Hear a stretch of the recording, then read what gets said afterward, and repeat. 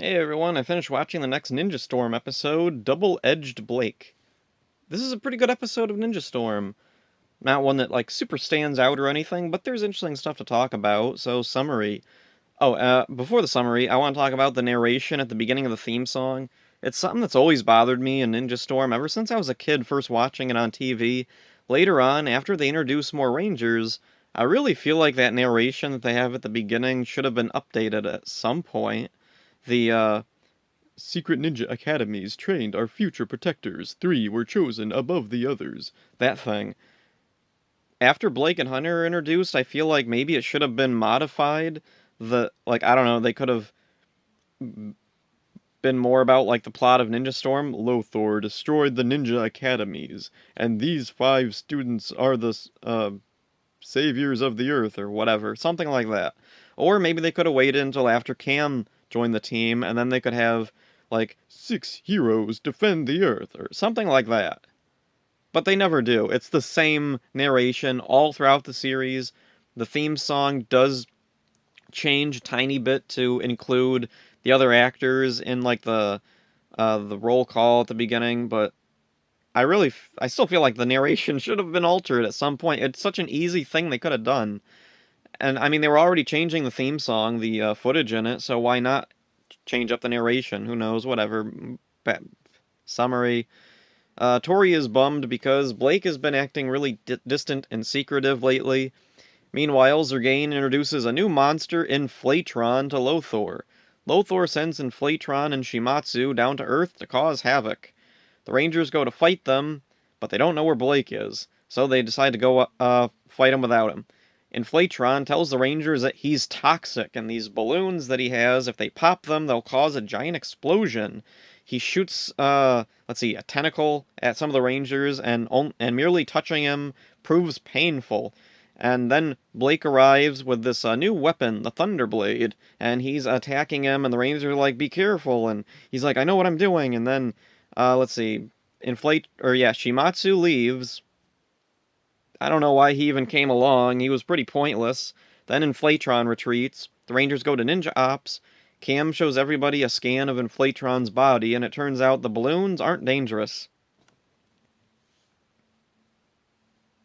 I don't know why that was a plot point. Whatever, anyway, Blake shows the others the new weapon, the Thunderblade, and he tells them that it was given to him by Sensei Amino, the day before the Thunder Academy was destroyed. Hunter asks about his training, but then Blake just leaves. Tori follows him through the forest into a cave which leads to underground tunnels. Kind of a roundabout way to get to where he's going. There's a little clearing shoreside thing where he spars with this girl in black ninja gear. Tori mistakes the girl for an enemy and tries to attack her, but then Blake stops her and clears things up. The girl that he's training with is Leanne, a former Thunder Ninja student. She was a master of the Thunderblade and has been helping Blake train with his Thunderblade. Suddenly, Kelzak's attack. They fight them off, but then other monsters are showing up, so the Rangers all split up to take them on. Tori stays with Leanne while Blake goes to fight Inflatron. Shane battles Shimatsu, Dustin fights Motodrone, Hunter fights Zergain, and then, meanwhile, Blake uses his mastery of the Thunderblade to destroy Inflatron. And, there's a weird bit here that comes off very strange, and I'm thinking Hurricaneger, the Japanese version, probably did it way better. I'm thinking this was probably copied from that, but they didn't quite keep the proper context, so it comes off very weird. Blake's fighting Inflatron, and suddenly there's a random flashback. Then he defeats Inflatron, then the flashback keeps going, and for some reason they reveal that Leanne was Sensei Amino's daughter, like that's some kind of revelation. It doesn't really matter. It's a coincidence. It's not really necessary for anything. It's not relevant to the narrative or whatever. Anyway, I'll talk about the scene later. Back to the summary, which isn't really that long. This is a pretty standard, simple episode. Lothor makes Inflatron grow, and he uses his balloons to float the Megazord up and then slam it down. That's a pretty clever, unique Zord fight, but no good because Cam shows up, summons the Mammoth Zord, and with it they defeat Inflatron for good. Blake talks with Leanne about what's been going on lately, and then Tori comes in, Leanne leaves, Blake and Tori talk things over for a bit, and then start to horse around because pushing their relationship. It's all good stuff, so that's the episode. Not really a whole lot too weird in there. The one, like, really weird thing that stands out is I don't know why Blake was keeping his training a secret. There's never really a reason given. And my notes spelled the word "and" wrong. What the? Why is it spelled "and" wrong? "And's" a whatever. Uh, I don't really know what exactly they were going for with Blake staying secretive from everybody. Like, was he like, he doesn't seem like shy about revealing to the others about what the Thunderblade is, where he got it, what he even says he's been training with it. Why doesn't he want the others to know about Leanne? Oh. It doesn't really go anywhere, it being like a secret. It's really weird. It feels like they wanted a conflict in this episode, but there just wasn't one within the Rangers, so they made one up. And it really doesn't work. Maybe it was copied from an element from Hurricaneger. Sometimes that happens where in the Japanese version there'll be some story point that they'll keep over here until they get tired of it and then they just drop it because they don't want to go through with what the Japanese version was doing. This episode of all Ninja Storm episodes made me more interested than ever in checking out the Japanese in the Hurricaneger version of this. And let's see. Oh yeah, at the beginning of this episode, there's an interesting thing. Lothor is talking to all of his henchmen about their constant losses against the Rangers, and he's showing them getting defeated on this view screen thing. And for some reason, it includes Shimatsu and Vexicus, who've barely had any interaction with the Rangers at this point. In fact, let's see. According to Ranger Wiki, the scene with Shimatsu that he shows was from Hurricaneger, and it was never used in Power Rangers. At least not at this point. So this was kind of an odd thing. Also, it's odd that he sends Shimatsu down to Earth and Shimatsu just immediately retreats. Like, he doesn't do anything. Very weird. I don't know what exactly that was all about. This episode feels like maybe it was longer originally and there was more stuff in there, but it got cut. Because there's just so much stuff that just happens. That's one of the problems with the Disney era seasons is very often there's things that just happen but they don't really mean anything to the narrative or anything. Let's see. One of the nice things with this episode is it helps really establish Tori and Blake having a relationship. I really like that. I'm really glad that's getting some focus here because they have some good chemistry together. They're a really good couple. Power Rangers doesn't often have like really good boyfriend-girlfriend couples or couples in general. Leanne's a fine character. She's pleasant. She adds to the depth of the episode. I don't think she ever comes back. Her being Amano's daughter is a weird choice. It doesn't really have any bearing on anything going on. And this was one of the things that made me wonder if maybe she was a holdover from some previous idea they had for Ninja Storm. Because one of the things I've noticed, and especially with Ninja Storm and Dino Thunder, the writers really like to not scrap ideas. Like if they have an idea that doesn't pan out, they'll still use it in some way. Leanne, I remember. Oh, and one of the other things I was thinking about with Ninja Storm is how much of it was developed before it got taken over by Disney. Because there's a lot of episodes where it feels like there's little things in there that may have come from what Amit Bhowmik was talking about, Hexagon, with a bunch of old characters coming back and stuff. Or like certain elements that he talked about.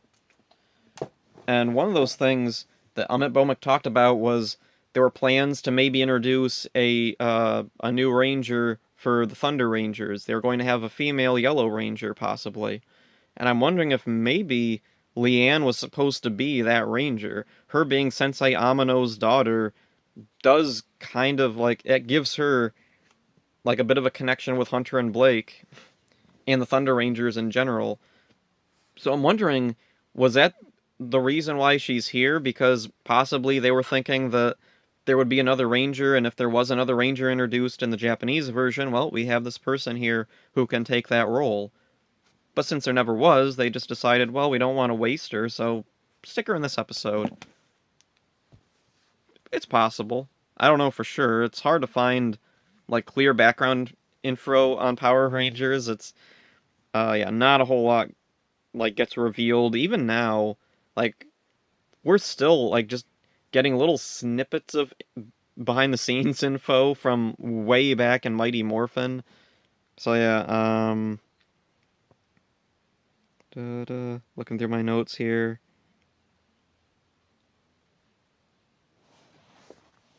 Okay, the absolute weirdest thing, though, with this episode is the bizarre rabbit hole of Sensei Amano's name. This is really weird. Now, in the first episode he appeared in, I wrote out his name Amano. I didn't bother looking at the end credits.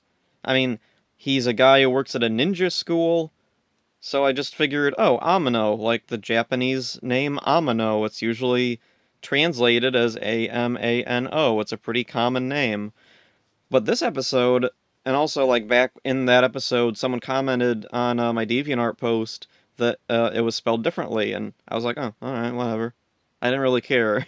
But this episode, I saw it in the end credits, and it got me thinking, like, why do they spell it Omino? That's so strange. And I looked up the name Amino, the way it's spelled in the end credits. It's not a particularly common name in Japan. Like, from what I can find, there's at least 8 people with that name. Meanwhile, the name Amino is, like, there's over 1,000. Also, Amino is considered a family name, so it fits the context of him being Sensei Amino. And, let's see, so there were a bunch of other weird things with it, which I wrote down here. One of the things I wondered was if it was spelled that way to emphasize how it's pronounced, but I don't think that really works, because it's being spelled with an O makes me think Omino.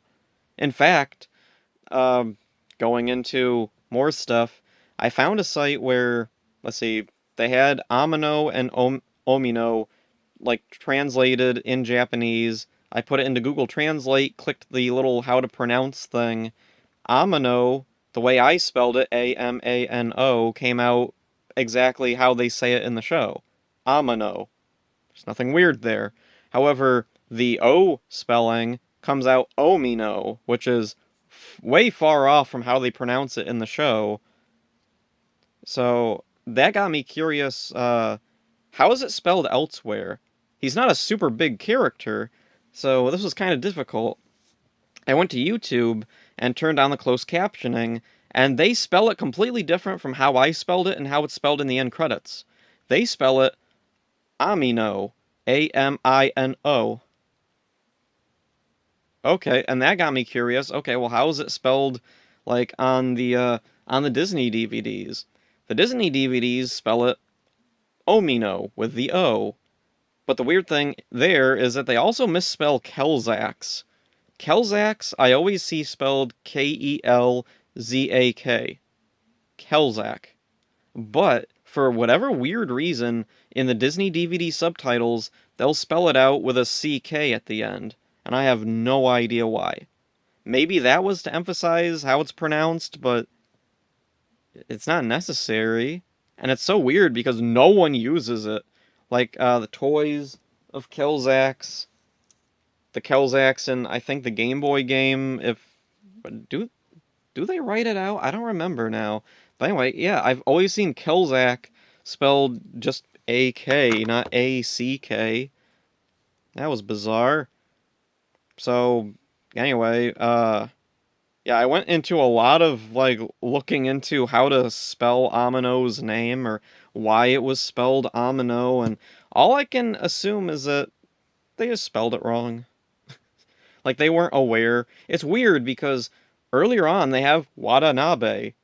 That's a pretty Japanese name, and they spell it like how it's usually translated.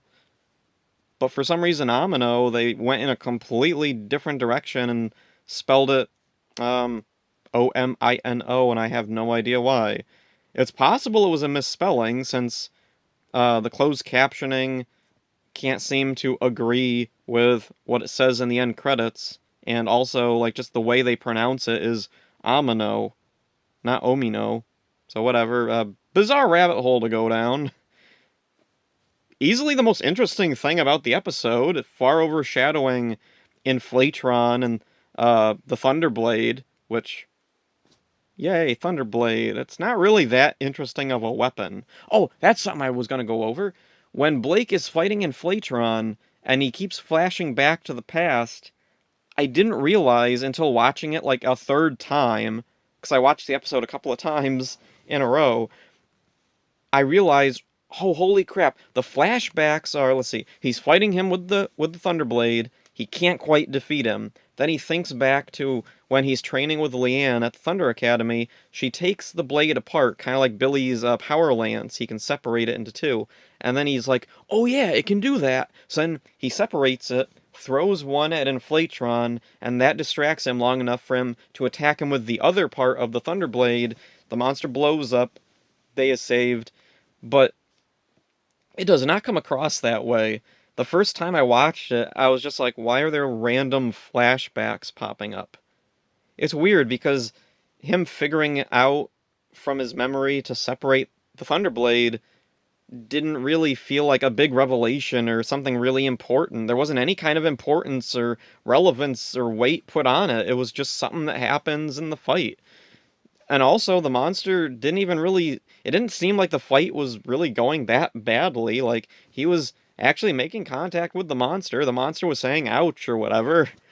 Um, it's one of those things where that makes me pretty sure that the Japanese version probably put way more emphasis on uh, him figuring out how to properly use the Thunderblade than they did over here. Over here, it comes off as just a incoherent fight scene. In Japan, I'm guessing it was a little bit more coherent than it was here, because here it's so hard to figure out what the flashbacks mean. And also, there's a bit of a distraction with Leanne being revealed to be Sensei Amano's daughter.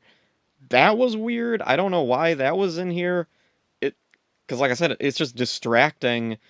Maybe it would have come across a little better that the flashbacks were helping him to remember that, oh yeah, the Thunderblade can separate, but tossing that other thing in there was just completely unnecessary. I don't know what the point was there. Whatever. So yeah, that's it for this one. Hope you enjoyed it. See ya.